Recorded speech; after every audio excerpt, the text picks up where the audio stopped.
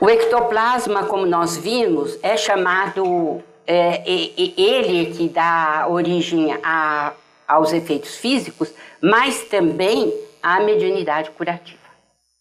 O que é que você vai doar? Ectoplasma, né? Então elas são chamadas de forças radiantes no mundo espiritual. Não é chamado de ectoplasma, mas de forças radiantes, né?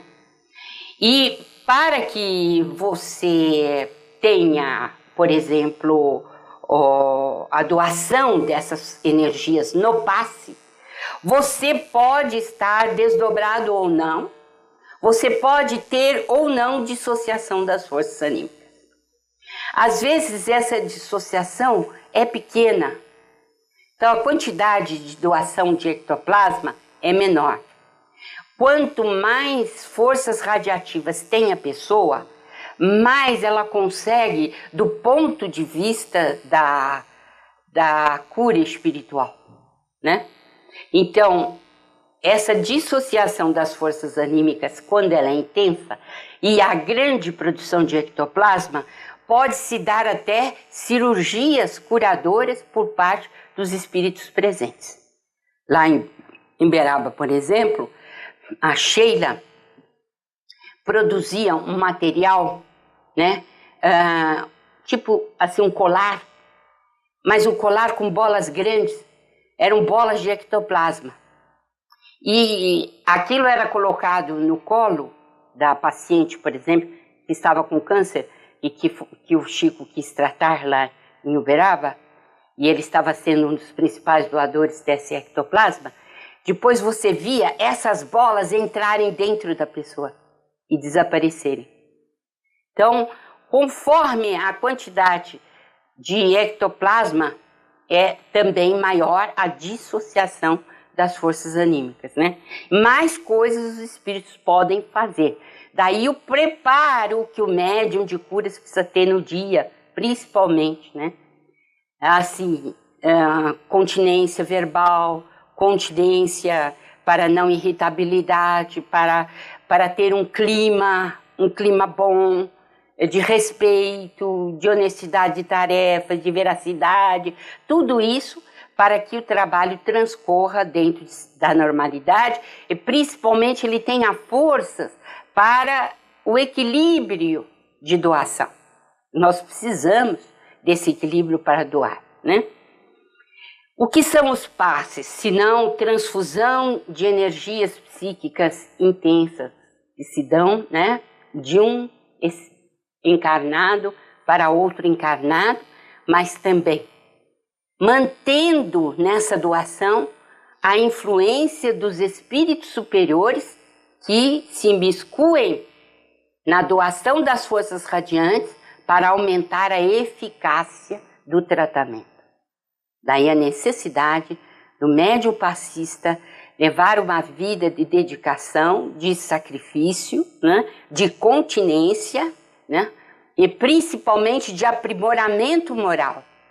Porque é através desse aprimoramento que os espíritos vão produzir as melhores vibrações para os enfermos. Da onde os espíritos tiram esta força que vem, por exemplo, do mundo espiritual? Eles tiram do reservatório ilimitado. Ilimitado. Onde predominam as forças divinas. E esse reservatório, ele pode ser acionado por qualquer um de nós. Qualquer um. Dependendo da fé que temos e principalmente da distribuição das nossas energias e objetivo determinado na direção de Deus, como é a canalização pela fé. Quando nós canalizamos as nossas energias para a fé. Então, esses recursos magnéticos que o médium canaliza, esses recursos vão alterar o campo celular. As células vão ser alteradas a partir, né, da elaboração do ectoplasma, mais o auxílio do mundo espiritual desse reservatório infinito, que vem para nós, e os espíritos trabalham o nosso tálamo, nossa pineal, nosso tálamo e as células do nosso corpo, que recebem diretamente a influência para a modificação. Porque é preciso sair daqui com esta certeza. Não existe cura do corpo físico sem antes ter havido a cura do corpo espiritual. Do corpo espiritual é que passa para o corpo físico. Não existe caminho inverso. O corpo físico pode influir, sem dúvida nenhuma, sobre o perispírito, mas no sentido da modificação completa só se dá se o perispírito mudar. Daí a necessidade que uma paz tem de atingir o perispírito do indivíduo para que o perispírito mude o campo celular. Outra coisa que os espíritos falam é que tem que haver sintonia. Sintonia. Mesma frequência vibratória entre o que administra o passe e o que recebe. É por isso que nas casas espíritas nós temos que chamar a atenção daqueles que vão receber. Isso deveria ser todas as vezes antes do passe. Chamar a atenção para que as pessoas entrem em clima de confiança, em clima de fé, sabendo que estão diante de um doador que nada está cobrando pelo serviço e que está ali para lhe dedicar o bem, para fazer o bem. Então, há necessidade de sintonia entre quem administra e quem recebe. Isso também ajuda as associações médico-espíritas a debaterem um fato importante. Quando formos estudar prece à distância ou passe à distância, é preciso que o doente saiba, sim, a hora que está sendo emitido e qual é o grupo que está emitindo, para que ele entre em sintonia. Não adianta fazer nada aleatoriamente, né? E saibam de uma coisa, no livro A Obsessão, que foi tirado da Revista Espírita, e é de Allan Kardec, totalmente Allan Kardec, editado pelo Clarim, eu vi lá uma pérola. Quando Allan Kardec tinha um caso grave, difícil, sabe o que ele fazia? Botava em todos os centros espíritas que ele conhecia o nome da pessoa. Né? Parece uma coisa banal, né? O Kardec fazendo isso, pois fazia. E ele nos ensina. Colocar o nome das pessoas que estão precisando em várias casas espíritas. Para quê? Para que os pontos de vibração sejam vários. E a gente incentiva o doente a vibrar também, para poder receber. Como circula a força radiante? Força radiante a gente está usando a palavra de André Luiz, que é a mesma coisa que o ectoplasma. Ele circula no sangue. A importância da mente é muito grande, porque a mente, ela recebe diretamente o influxo do espírito, e é o espírito que comanda o ectoplasma, onde quer que ele esteja. O ectoplasma aprendeu de tal maneira a ser comandado pelo espírito que a qualquer pensamento ele muda. Daí a necessidade do cuidado que o passista precisa ter e do médium de efeito físico, naturalmente. Precisa ter com a mente, saber que ele tem que vibrar sempre positivamente, que ele precisa de equilíbrio, né? Principalmente ele precisa de estar com bom senso, né? Ter discernimento das coisas, mas principalmente ele precisa ter fé, ele precisa ter confiança. Uma coisa que o passista, e isso está nos Mensageiros, uma belíssima página em que o André Luiz estava dando um passe e que ele obteve ótimos resultados em relação a uma senhora, e ele ficou assim luxento porque ele tinha conseguido e tal, e depois num outro ele não conseguiu nada, né? Aí Aniceto diz para ele que tomasse cuidado quanto aos resultados, a recepção dos resultados, porque a humildade precisaria ser equilibrada, exercida. Por quê? Porque nós sabemos que estamos diante da vontade do Pai, e a vontade do Pai é que tem que ser obedecida. Então, aquele que recebe, também recebe na cabeça. O primeiro influxo do benfeitor é na cabeça do médium. Não pense que ele fica procurando as mãos. Você levanta a mão, não adianta nada.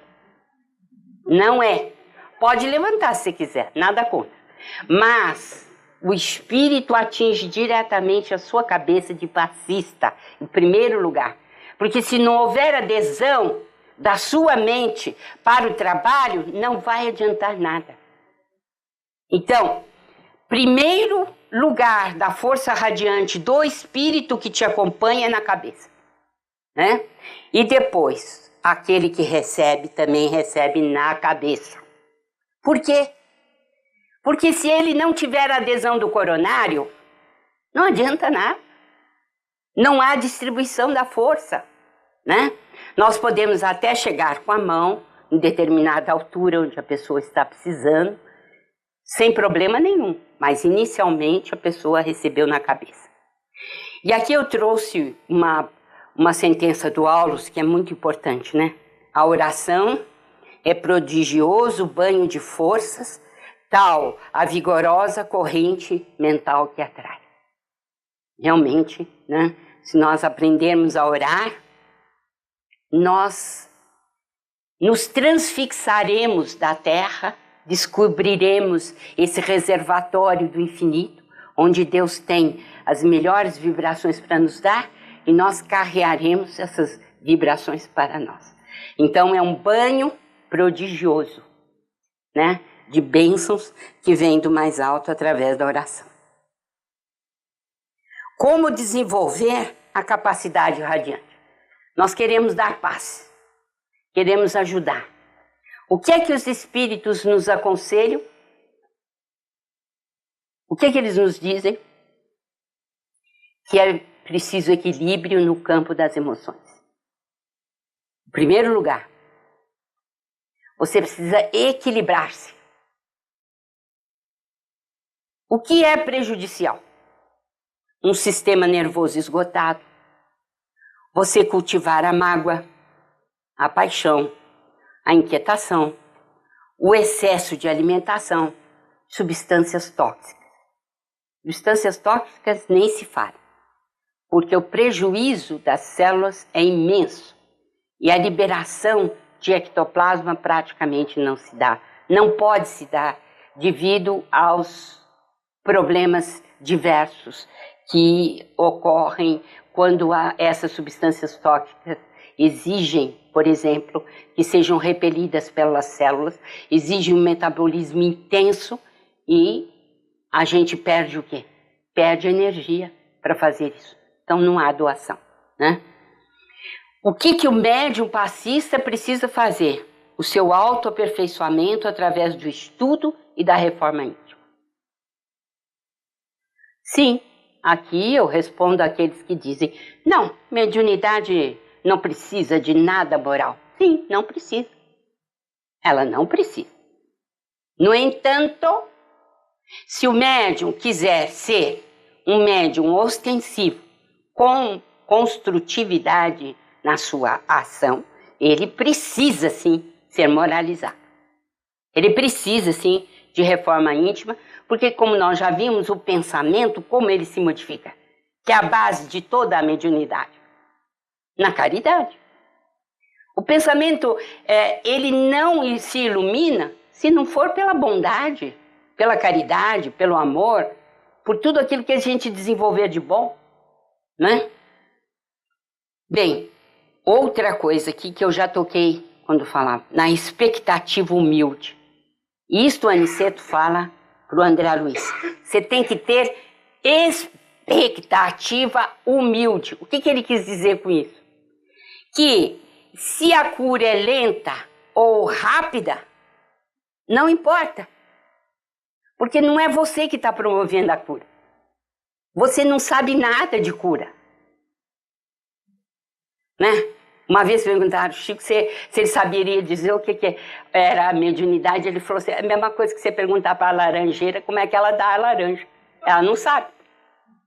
Não é? O médium, ele é médium. Né? Ele transmite.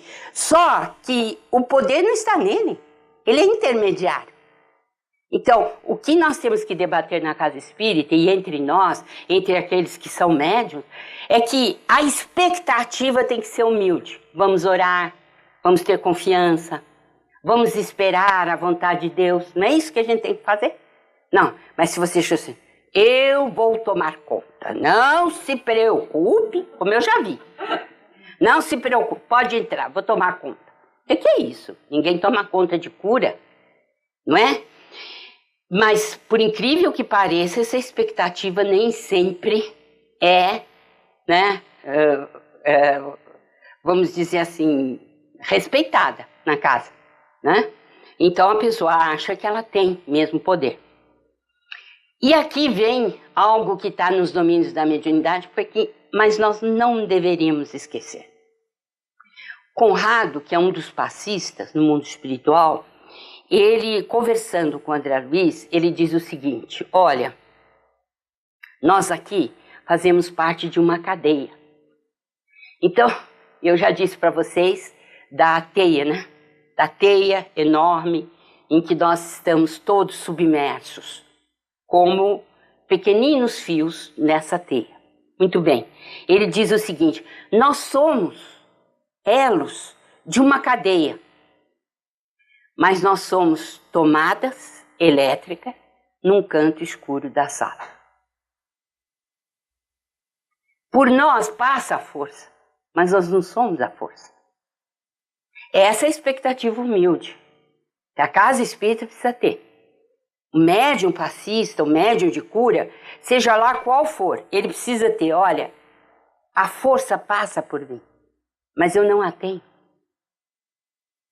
Né?